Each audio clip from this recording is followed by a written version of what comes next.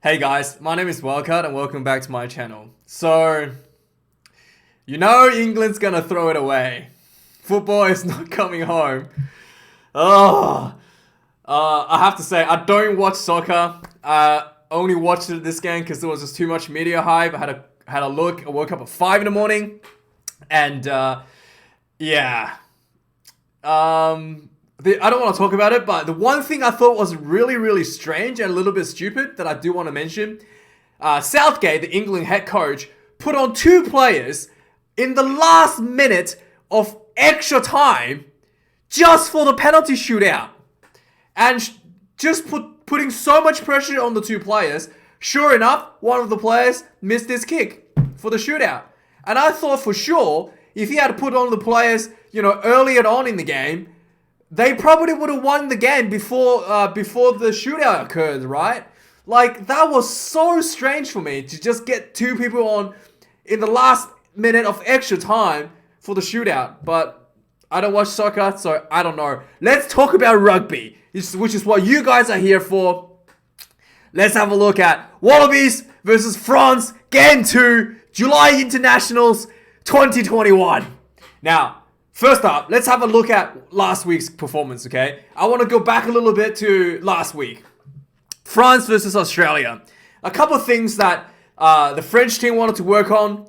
That's the front rows. They had a pretty good run last week in the first half against the Wallabies. The backline looked really good for the French team. And as you can see that they had a pretty good offload game in the French attack. 9 offloads with 61 passes, with only 58 carries. So the French team didn't have that many opportunities, but when they did have those opportunities, they really capitalized on it. So that was something really good. So the backline for the French team stays untouched for this game, but the forwards really, really struggled against Australia, both in discipline and when Tupou came on in the second half, the scrums really, really struggled big time for French. So as you can see that some issues here for the French in the second half. Scrums lost 1, but that's strictly speaking scrums lost. But when the Wallabies had the scrums, they were able to get penalties from their own scrum feed as well. So that doesn't come up as a stats for scrums lost. But it was pretty atrocious in the second half, the French scrum. They really want to pick that up. And also their penalties was really cost them, pretty much what cost them the game, especially in the second half. They could have won the game, but their penalties basically cost them. And leading to a last-minute penalty kick for Australia to win the game. So that's something that the French team really want to work on. And it really showed in their new selections this week. They put on a lot of new forwards. They had how many changes? 6 changes in the forward pack. So a lot of reshuffling the forward pack to try to probably fix this problem. And we'll see what happens to the French team. Now, Australia. So Australia forward pack has been pretty decent, pretty dominant. The discipline has been okay, pretty good. 66 penalties, it's pretty good. Forward pack's pretty dominant. So Australia for the first time in like a couple of years now, maybe I don't know how much is that, but it's like this Australia has fielded the same team back to back for the first time for quite some time now, for like a couple of years now or something. So the only change the Australian team has made is putting Tupou from the bench to the starting team. So to get that impact off the bench for Tupou, I thought could have been better, but Dave Rennie wants to see Tupou at starting spot, which I do think that he did earn in that spectacular performance against the French team in the second half. However, let's talk about some things that Australia needs to work on. The response from Dave Rennie after the game was that despite that we won, we showed character, there's still a lot to work on. He was not really happy about how close he came down to. He did expect a much bigger win, and sure enough, I did expect a much bigger win, and sure enough, the problem that Australia has to work on is, as always, the tackling. Tackling has been absolutely piss poor, okay? Let's have a look. The stats. 60 tackles made, missed 18. That is so bad. That is like 35% missed tackles. That is awful tackling for Australia. Not 35, it's like close to 30% or something, right? It's pretty bad. Like 28% or something. That is pretty bad. Awful for an international team. You want to be at 90%. And so I broke down the details, and a lot of you guys are like, come on, mates, don't hate the Melbourne Rebels so much. I don't hate the Rebels. I just hate their players because they can't make tackles. You're a professional rugby player. You can't make tackles. You should be dropped. I don't care how big of a name you are, how many caps you got, how much money you get paid. If you can't make tackles, you should be dropped. And let's have a look at the stats. Most people are okay. Let's look at that. 2 missed tackles. Tomura. Melbourne Rebels. Corin Betty. 3 missed tackles. Melbourne Rebels. 1, sure, whatever. 1, if you have 1 missed tackle, not really that good, but I'll give it a pass because, everybody has an off day every now and then. 3 missed tackles. Matt Phillip. Melbourne Rebels. 1. And what can I say? The stats says for itself. This is why I hate the Rebels players. This is why I constantly say I don't want to see them in the team. A lot of you guys were on my back about this, but the stats don't lie. The highest missed tackles in the team, the only players with more than 1 tackles missed in the team are the Rebels players. So MT stands for missed tackles. Missed tackles. So these players should be dropped. The 9-10 channel, where Tomura is defensive liability as well. Not just the fact that he misses tackles, but he's out of position to make the defense. The French scored, one of the tries French scored, I can't remember, it's just purely because he completely misread the defensive line and he left a massive gap open between the 10 channel. And yeah, it was just absolutely poor performance from him.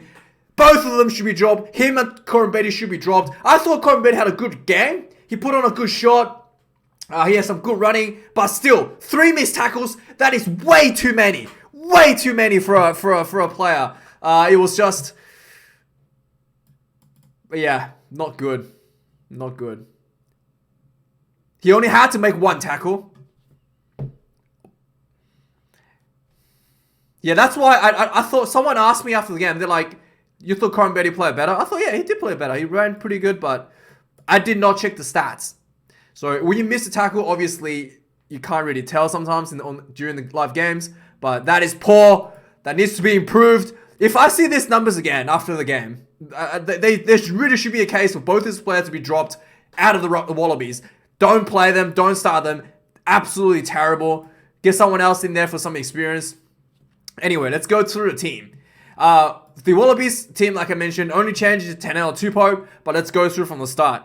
Tupou just came off the bench anyway. It's not like someone else got dropped out. No one got dropped. Everybody's in the team still. So I start Jem Slipper for the Wallabies. 100 caps up against Jean-Baptiste Gros at 10 caps. He's the one that's retained from last week. Brandon Panga-Mosa for Wallabies at 9 caps. Gayton Barlott for 2 caps. He made a debut last week. I guess Gauthier is pretty happy with his performance. He's retained his spot at the number 2 position. Tanel Tupou coming off the bench for the Wallabies at 26 caps up against a new guy, Wilfred Honkpatten. Anyway, he has 0 caps at 29 years of age. He's making a debut. Number 4, Matt Phillip, the Melbourne Rebels players we can't tackle at 20. He's got, how many caps has he got? Number 4. He's got 10 caps up against Pierre-Henry Azagar. This sounds like some kind of, video game character. And he is at, he's actually debuting as well at 22 years of age for the French team. Number 5 position, we have Cyril Kazeox. He's in for Romain Tafi-Fenua. Tafi-Fenua is out. Cyril is in at number 5. Cyril has 2 caps up against Lucan Salakai Loto at 26 caps. Number 6 spot. Ibrahim Diallo, he is in for Dylan Cretan. And he's in as a debutant at 22 years of age, up against Rob Valentini with 5 caps. Michael Hooper, the Australian captain, 7 caps. 7 caps. No, he has 106 caps up against Cameron Wilkie. He's got 5 caps, and he's in for I think he was at number 8 last week. He's been shuffled around to number 7 spot. At number 8, Harry Wilson is on 7 caps up against Anthony Jellock at 9 caps, and he's in for Sekou Makalu, who's now moved to the bench. At number 9, Jake Gordon with 6 caps. Baptiste Cuyo is with 6 caps, so pretty even matchup there. Noah Lolosio at number 10 with 3 caps, up against Luis Cabnol with 5 caps, who did pretty well last week for the French team. So the backline played really well for the French team overall. Marika Corbett, another player who can't make tackles. He's going overseas anyway. Should just get rid of him. Like, seriously. I don't understand. 3 missed tackles out of 1 tackle made out of 4. That's just 3 missed tackles. I actually can't believe that stats. Gabin Villiers is 33 caps for the French team. 33 caps for Marika Corbett. Gabin Villiers is 5 caps for the French team. Matt Toamura, as we saw the stats, he did miss 2 tackles, but he also made 4, so his overall percentage isn't as bad, but he still missed 2 tackles. And I do think he's out of position sometimes, which is something that is an issue for him. But this, that was really poor. I could not believe the stats. I didn't see the stats after the game. I thought he'd play well because of his good, hard running. But man, that's 75% missed tackles for this guy. That is extraordinarily bad.